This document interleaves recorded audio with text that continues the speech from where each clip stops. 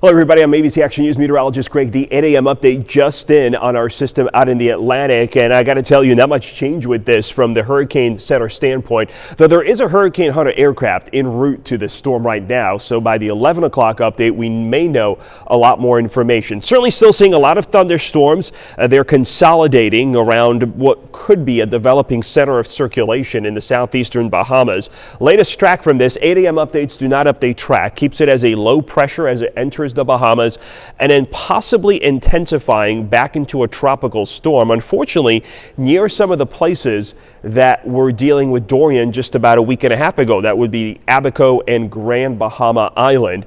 Luckily, this would be a minimal tropical storm, but so many folks have their homes destroyed.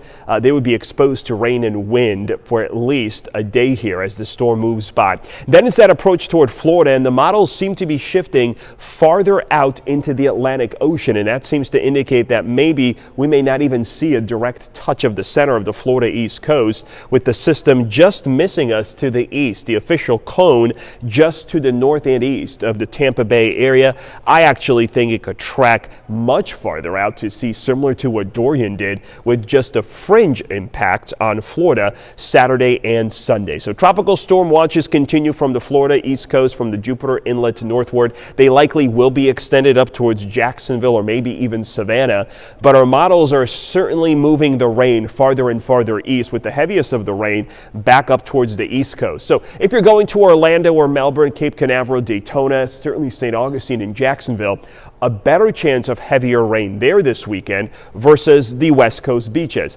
But honestly, even if you've got plans to head to Universal or Orlando, don't cancel those plans. I think the weather is going to be good enough where you can get enough theme park time in to make it worth the trip. Certainly on the West Coast, you may be able to get the whole weekend in on the beach from Sarasota, Bradenton to St. Pete. A chance for some scattered showers and storms, but not a lot in terms of the rain, and there'll be breaks in between. The biggest worry for the beaches here would be just the lack of sun. Two systems out in the Atlantic that we're also watching for potential development over the next couple of days.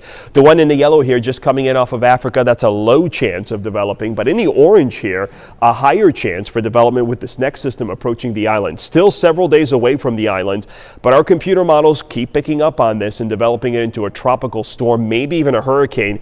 And then the track is really all over the place. So my feeling on this is, hey, tune back. Check in. I'm not concerned about it right now, but it is still hurricane season, and September, of course, is a very active month. I've got spaghetti plots on my Twitter and Facebook page this morning at Greg Do Weather. You can check them out there. You can see how the models have been trending, and of course, we'll keep you updated here on social media throughout the rest of the weekend as we watch what could be Humberto coming up the east coast of Florida and away from us as we head into Saturday and Sunday.